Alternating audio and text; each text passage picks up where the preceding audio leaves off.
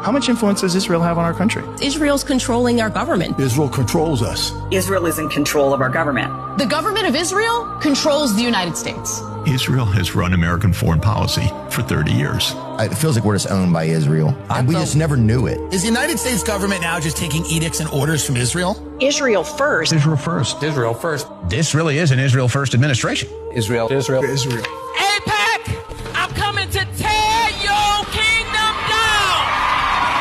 Mr. Mamdani.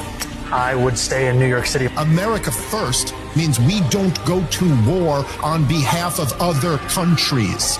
Cut off aid to Israel. I wouldn't send him a dime.